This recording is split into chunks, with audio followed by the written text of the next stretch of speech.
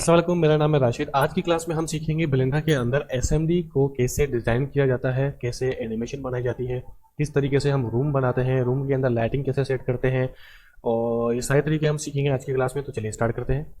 यहाँ पर मैंने एक फाइल बनाई हुई है, एक कैमरा ऐड किया हुआ है और ऑब्जेक्ट मेरा यहाँ पर कोई भी अवेलेबल नहीं है, तो मैं सिंपली यहाँ पर ऐड के अंदर जाऊँगा और यहाँ पर एक क्यूब को ऐड कर दूंगा। क्यूब को ऐड करने के बाद आपने यहाँ पर कैमरा के आइकन पे क्लिक कर देना है और इस क्यूब को कैमरा के साइज़ के मुताबिक आपने सेट कर लेना है। तो यहाँ पर मैं स्केल वाले टूल के अंदर सेलेक्ट कर रहा हूँ और इसकी विड्थ बढ़ा रहा हूँ और यहाँ से इसकी हाइट मुझे कैमरा के साइज़ के बराबर करनी है। अब मैंने साइज़ से थोड़ा सा बड़ा कर दिया है ताकि कोई गलती की गुंजाइश ना रहे। अच्छा, इसके बाद आपने एडिट मोड के अंदर जाना है।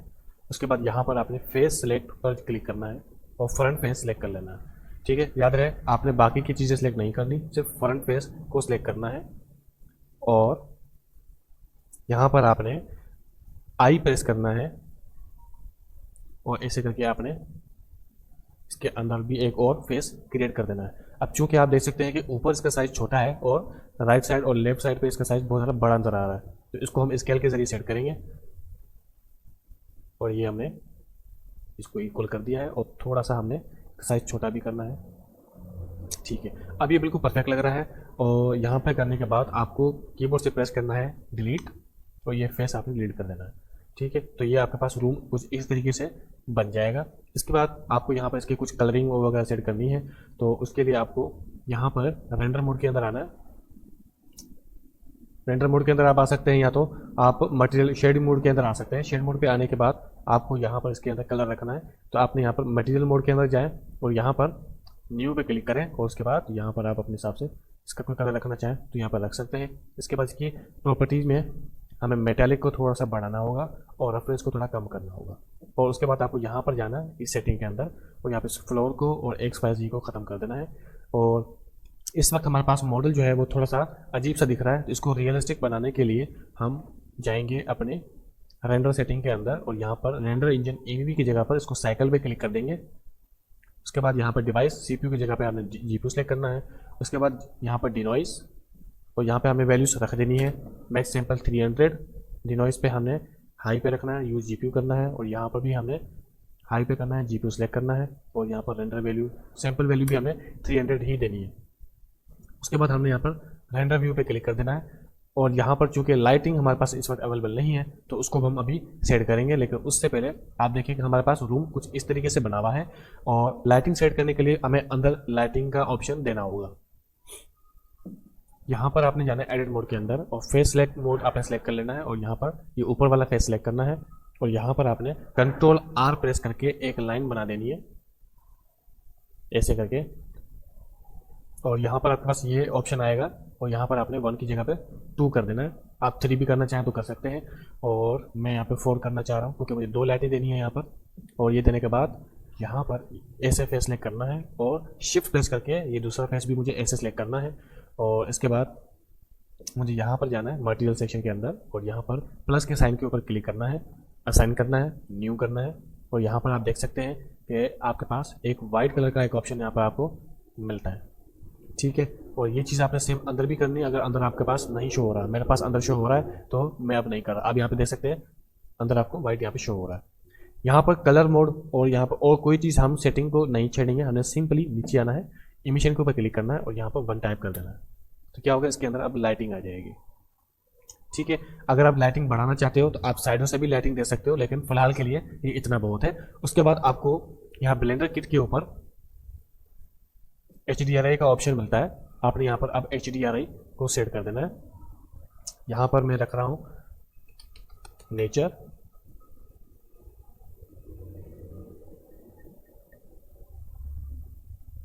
और यहाँ पर आपने आके फ्री फर्स्ट पे क्लिक कर देना है और यहाँ पर आप अपने हिसाब से जो आप लगाना चाहें उस पर आप क्लिक करके लगा सकते हैं। तो मुझे ये वाला चाहिए तो मैं इस पर क्लिक कर रहा हूँ।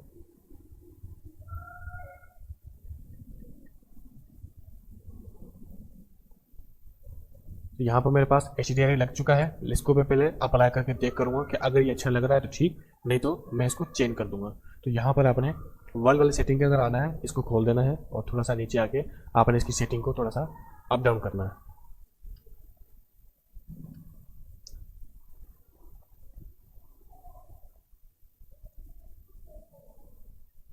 ठीक है, तो ये चीज़ मेरी काम की नहीं है, तो मैं अब यहाँ पर इसको चेंज कर रहा हूँ और यहाँ पर नेचर की जगह पे अब फोटो स्टूडियो टाइप करना है और इस हवाले से आपके पास मिल जाती है। तो मैं ये वाला चूज़ कर रहा हूँ और इसको ओके क्लिक कर रहा हूँ। ठीक है, और ये मुझे कुछ बेहतर लग रहा है, लेकिन इसकी लाइटिंग जो है वो मुझे फ्रंट पे करनी है। तो याद रहे, ये जो लाइट है ये मुझे इसके फ्रंट पे लेके आनी है। तो इसको यहाँ से आप इस तरीके से सेट कर लें। ये देखिए, ये इसके फ्रंट पे अब आ चुकी है लाइट। ठीक है, जो हमने रेड कलर लगाया है उसमें हमें मेटालिक हद से ज़्यादा दे दिया है, तो रेड कलर पे क्लिक करना है और यहाँ पर रफनेस को थोड़ा सा बढ़ा देना है।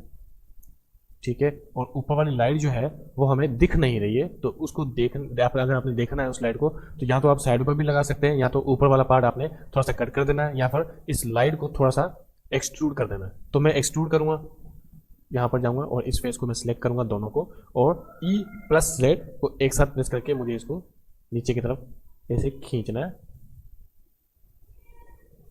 ठीक है, और मैं देखता रहूँगा कि यहाँ पर ये आ रहा है कि तरीके से नहीं आ रहा। ठीक है, तो अब मेरे को लाइट भी यहाँ पर अच्छे से दिख रही है।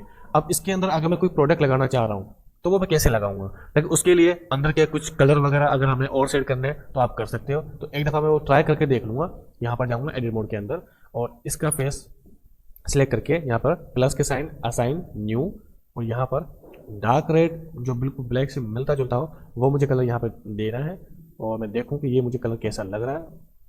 यहाँ पर आपने इसको वैल्यू देनी है 0.8, रफनेस आपने थोड़ी सी बढ़ा देनी है और कलर को थोड़ा सा लाइट कर देना है।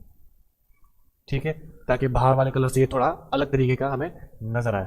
इमिशन जो है वो हमें थोड़ी सी बढ़ा देनी है, 2 कर देते हैं ताकि अंदर की लाइटिंग बढ़े। ये हमने 5 कर दिया, तो देखो आप देख सकते हैं यहाँ पर लाइटिंग बढ़ रही है। रेड के ऊपर हम थोड़ा सा मेटालिक इफेक्ट ज़्यादा करते हैं ताकि लाइटिंग इफेक्ट जो है वो हमें थोड़ा अच्छा पड़े। तो 6.5 यहाँ पे वैल्यू रख रहा हूँ और यहाँ पर 0.9 रेड की वैल्यू रखी, और इन सब के आपने नाम दे देने हैं, रूम कलर, और यहाँ पर मैं दे रहा हूँ लाइट एलईडी। ठीक है, और यहाँ पर देता हूँ वॉल कलर। मैंने यहाँ पे सबके नाम भी रख दिए हैं। तो ये मेन चीज़ें मेरी सेट हो गई हैं। अब इसके अंदर मैं प्रोडक्ट ऐड करूँगा। तो प्रोडक्ट मेरे पास इसमें बना हुआ तो नहीं है, तो मैं ब्लेंडर किट से उठा लूँगा। तो यहाँ पर आपने मॉडल वाले सेक्शन के अंदर जाना है और यहाँ पर टाइप कर देना है शूज़, और यहाँ पर आप अपने मुताबिक जो भी आपको पसंद आता है आप वो शूज़ रख सकते हैं। तो मैं यहाँ पर, मुझे ये वाला ज़्यादा अच्छा लग रहा है तो मैं इसके ऊपर क्लिक करता हूँ और ये मॉडल मेरे पास यहाँ पर आ चुका है। इस शू को आपने सिलेक्ट करना है और यहाँ से आपने एस प्रेस करके माउस को ड्रैग करना है, तो यहाँ से आप साइज बड़ा कर सकते हैं। ठीक है, और ये देख सकते हैं कि शूज़ इसके अंदर है। अब याद रहे कि हमें नीचे वाला ऐसा नहीं दिख रहा है, लेकिन हमें ऊपर वाला ऐसा दिख रहा है, मतलब हमें छत दिख रही है, नीचे ऐसा नहीं दिख रहा। तो हमने शूज़ को अगर विजिबल करवाना है तो नीचे से करवाना है। तो आप देख सकते हैं ये ऐसे अंदर से आएगा और आपको यहाँ पर बाहर निकला हुआ दिखेगा। पर जब हम नीचे कर रहे हैं तो हमें शूज़ नीचे भी दिख रहा है। तो इसके लिए हमें आपको बता रहा हूँ, आपको यहाँ पर जाना है रेंडर सेटिंग के अंदर, सॉरी आपको नीचे आना है आउटपुट सेटिंग के अंदर, और यहाँ पर रेंडर रीजन लिखा हुआ है, इस पर क्लिक करना है। रेंडर क्रॉप पे क्लिक करना है। FPS बेशक आप 60 दे दें या 30 दे दें, ये आपके ऊपर है। मैं 60 देना चाह रहा हूँ इस वक्त, और यहाँ पे आप अपने हिसाब से साइज वगैरह रख के यहाँ पे परसेंटेज वैल्यू दे सकते हैं। आपने 100 ही रखनी है, वरना फाइल आपकी बहुत ज़्यादा हैवी हो जाएगी। और इसके बाद आपको यहाँ पर जाना है, फिल्म के ऊपर जाना है और यहाँ पर ट्रांसपेरेंट के ऊपर क्लिक कर देना है। तो अब हमने यहाँ पर ट्रांसपेरेंसी सेट कर ली है। अब प्रोडक्ट हमारा यहाँ पर इस तरीके से हमारे पास विजिबल हो रहा है। अब इसको हमने बाकायदा एनिमेशन देनी है। तो एनिमेशन देने के लिए आपको यहाँ पर ट्रांसफॉर्म प्रॉपर्टीज़ के अंदर आना है और आपने इन सारी प्रॉपर्टीज़ को क्लिक करना है। आपको 1 वाले फ्रेम के ऊपर आना है और यहाँ पर लोकेशन एक्स और यहाँ पर साइजिंग आपने यहाँ पर सेट कर लेनी है। 100 फ्रेम के अंदर आगे आना है, दोबारा से सेम चीज़ काम करना है। फिर 120 के अंदर आना है, आपने सेम उसी तरीके से काम करना है। आपको चेंजिंग मैं आप सारी बता दूंगा। तो यहाँ पर मुझे साइज़ छोटा चाहिए, तो मैं यहाँ पे साइज़ छोटा कर रहा हूँ। छोटा करने के बाद यहाँ पर इसको नीचे करना है इस तरीके से, और यहाँ पर इस रिकॉर्डिंग वाले ऑप्शन को आपने क्लिक कर देना है। इससे क्या होता है, आपकी सारी मूवमेंट रिकॉर्ड होती है और उसी मूवमेंट के दौरान आपके की फ्रेम भी ऑटोमेटिकली लगते जाते हैं। तो यहाँ से जंप टू सेकंड की फ्रेम यहाँ पे क्लिक करना है। तो आप देख सकते हैं ये मॉडल आपके पास इस तरीके से आएगा ऐसे। यहाँ पर इसको मैंने डाउन कर दिया और यहाँ पर ऐसे कर दिया, तो ये देखें ये आपके पास ये नीचे से ऐसे ऊपर उठ के हुए आएगा और यहाँ पर आने के बाद यहाँ रोटेट हो जाए। तो रोटेट करने के लिए मैं इसको पहले इस तरीके से इस एंगल पे सेट करूँगा और यहाँ पर ऐसे मूवमेंट करने के बाद और यहाँ पर इसको ऐसे और थोड़ा बाहर की तरफ रखूँगा और यहाँ से इसको हल्का सा टेढ़ा रखूँगा और थोड़ा सा ऊपर कर दूँगा। मैं कैमरा में जाके चेक भी कर रहा हूँ कि मुझे कैसा दिख रहा है, तो यहाँ से भी मैं मूवमेंट कर सकता हूँ इस तरीके से, ठीक है। और इसको उठा के मैं इसे सेट कर रहा हूँ और थोड़ा सा और आगे आ रहा हूँ, तो 140 फ्रेम के अंदर इसको बड़ा करना है और इसको हल्का सा टेढ़ा करना है इस तरीके से, ताकि प्रोडक्ट जो है हमारा वो अच्छे से कंप्लीट दिखे, पर याद रहे चुपना नहीं चाहिए, ठीक है। और यहाँ पे पीछे देखो ये ऐसे आ रहा है, पीछे देखो यहाँ पे ऐसे आ रहा है और ये ऐसे आ रहा है, तो एक बार देख लें इसको, ठीक है। इसको आप यहाँ पर देखो तो आपको ज़्यादा अच्छे से समझ में आएगा, प्रोडक्ट उठ के आ रहा है, ठीक है। इसकी टाइमिंग हमें थोड़ी कम करनी है, तो ये सारे की फ्रेम हमें पकड़ के यहाँ पर डाल देने हैं, ठीक है। यहाँ पर डाल देने के बाद यहाँ पर हमें स्केल वाली पोजीशन को हटा देना है और पीछे लेके आना है और स्केल को थोड़ा सा डाउन कर देना है, ठीक है। ये अप्लाई हो जाएगा और यहाँ पर हमें स्केल को अप्लाई नहीं करना, हमने 120 पर जाके अब यहाँ पर स्केल को अप्लाई करना है, इतना।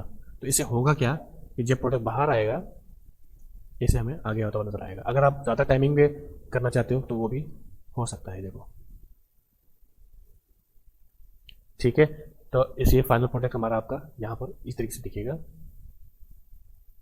रेंडर मोड के अंदर हमें ज़्यादातर प्रीव्यू बहुत ज़्यादा अच्छे से नज़र नहीं आता है, तो इसीलिए हम प्रीव्यू करने के लिए यहाँ पर सॉलिड मोड के अंदर देखते हैं, ताकि हमारी एनिमेशन कैसी आ रही है वो हमें पता चले, और रिजल्ट कैसा आ रहा है वो हम शेडिंग मोड के अंदर जाके रेंडर सेटिंग के अंदर जाके देखते हैं, ठीक है। अब यहाँ पर छोटा सा एक इशू है, शेडो नहीं आ रहा, तो शेडो लाने के लिए आपको यहाँ पर जाना है, लाइटिंग पर एरिया लाइट क्लिक करनी है। अब एरिया लाइट देखो शूज़ के पीछे चली गई है, तो ये आपने यहाँ पर लेके ऊपर रखनी है, इधर बिल्कुल इस जगह पे।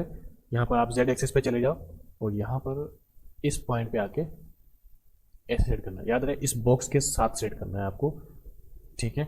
और यहाँ पर आने के बाद आपने लाइट की इंटेंसिटी को थोड़ा बढ़ा देना है, तो यहाँ पे डेटा के अंदर आओ और यहाँ पर इसकी पावर को थोड़ा सा बढ़ा दो। तो मैं यहाँ पे पावर बढ़ा रहा हूँ, मैं रख रहा हूँ 300, आप देख सकते हैं यहाँ पर लाइटिंग आ रही है। और उसके बाद इसकी रोटेशन में सेट करूँगा यहाँ पर इस तरीके से, और इसकी ब्लू वाली रोटेशन में सेट करूँगा और उसके बाद इसकी पोजीशन में थोड़ी सी ओके कर दूँगा, ठीक है। आप देख सकते हैं कि यहाँ पर हल्का सा इसका शेडो आ रहा है, लेकिन बहुत ज़्यादा शार्प शेडो नहीं है। तो शार्प शेडो करने के लिए भी आप यहाँ पर एक और सेटिंग कर सकते हैं, ये जो 180 आ रहा है बीम शेप, इसको आप कम कर सकते हैं। जितना आप कम करेंगे आपको उतना ही शार्प शेडो मिलेगा। लेकिन यहाँ पर एक मसला आता है कि लाइटिंग जो है वो शूज़ के ऊपर बहुत ज़्यादा पड़ती है, जिससे हमें शूज़ अच्छे से नज़र नहीं आता, और यही वजह है हम 180 की वैल्यू देते हैं, ताकि शूज़ जो है वो हमें बहुत ज़्यादा परफेक्टली नज़र आए, ठीक है। तो यहाँ पर हमने ये चीज़ कर ली, और यहाँ पे आप दूसरी लाइट भी दे सकते हैं, नहीं तो आप लाइटिंग को थोड़ा करीब भी कर सकते हैं। अगर आप लाइटिंग को करीब करेंगे इस तरीके से, तब भी आपका शेडो काफ़ी अच्छा आ सकता है, नहीं तो आपको लाइट को इतनी ही दूर रखना है। और अगर आप चाहते हैं कि आपकी लाइटिंग का जो इफेक्ट है वो इस बाउंड्री, इस जो बाहर आउटर है यहाँ पर नहीं पड़े, तो इसके लिए आप इसकी मेटेलिक इफेक्ट को चेंज कर सकते हैं, लेकिन वो आपका अंदर वाले कलर के साथ कनेक्टेड है, तो आपको इसको सेपरेट करना पड़ेगा। तो आपको जाना है इसको सिलेक्ट करके एडिट मोड के अंदर, और यहाँ पे आपने चारों बाउंड्रीज को सिलेक्ट करना है, राइट क्लिक करना है, सेपरेट करना है, सिलेक्शन, वापस आ जाओ, ठीक है। तो अब देख सकते हैं ये आपकी बिल्कुल अलग हो चुकी है। और यहाँ पर आके आपने इसको एक, यहाँ तो अलग से एक मटेरियल बना रहे हैं इसका, नहीं तो इसी के सेम डुप्लीकेट बना दो, Ctrl+C Ctrl+V करके, तो ऐसे भी आप नई फाइल ऑटोमेटिकली बन जाती है। तो आपको मेहनत करने की जरूरत नहीं पड़ती यहाँ पर, वो बस सिंपली आप यहाँ पर मेटेलिक इफेक्ट को खत्म कर दें।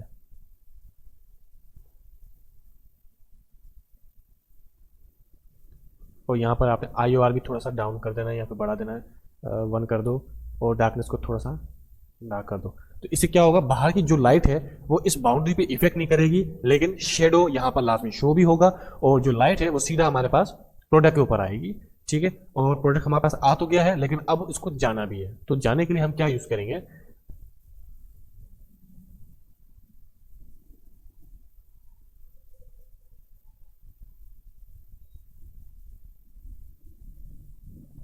यहाँ पर जितने भी हमें की फ्रेम लगाए थे यहाँ पर इस पॉइंट पे, और अब मैं चाहता हूँ कि अब ये जाए भी, तो सेम की फ्रेम आप वापस से यहाँ पर लगा सकते हैं। लेकिन याद रहे आपको फिर टाइमिंग भी फिर उतनी ओके ओके रखनी है। यहाँ पर जाने के बाद आपको ये की फ्रेम यहाँ पर उठा के यहाँ पर कॉपी पेस्ट कर देना है, फिर 200 पे जाके ये की फ्रेम उठा के यहाँ पे कर देना है, और फिर आपने 220 पे जाके ये उठा के यहाँ पर कॉपी पेस्ट करना है, और इसके ठीक 240 पर यहाँ पर 250 वो आप यहाँ से भी दे सकते हैं, और यहाँ पे फर्स्ट की फ्रेम उठा के इसे पेस्ट कर देना है। तो अब ये प्रोडक्ट आपका आ रहा है, ऐसे होगा और फिर आके नीचे चला जाएगा।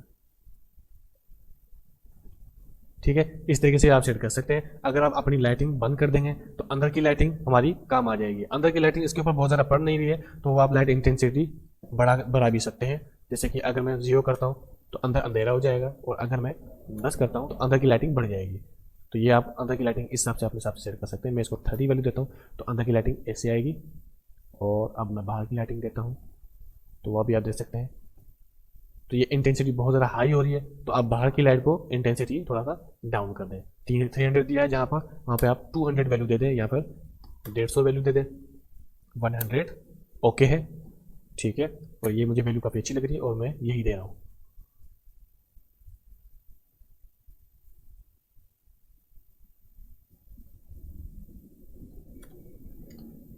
ठीक है, तो इस तरीके से हम अपनी पूरी एसएमडी को डिज़ाइन करते हैं, और ये पूरा तरीकाकार है कि प्रोडक्ट कैसे आ रहा है, कैसे जा रहा है, और ये पूरा तरीका होता है एसएमडी को बनाने का, और इसकी 3D फील को बनाने का, इसके रूम को बनाने का, इसकी लाइटिंग बनाने का। अब ये था हमारे पास एक बेसिक सा सेटअप, लेकिन अगली वीडियो में हम एक एडवांस लेवल की एसएमडी को डिज़ाइन करेंगे, जिसमें रियल में हम प्रोडक्ट को डिज़ाइन भी करेंगे, और उसके साथ हम एलिमेंट्स को भी लगाएंगे, क्योंकि यहाँ पर हमारे पास सिंगल ऑब्जेक्ट है, साथ में हमारे पास कंपनी का लोगो, उसके एलिमेंट्स, उसके टैगलाइंस, वो सारी हम यहाँ पर लगाना सीखेंगे कि वो किस तरीके से हम यहाँ पर अप्लाई कर सकते हैं। मिलते हैं अगली क्लास में, शुक्रिया।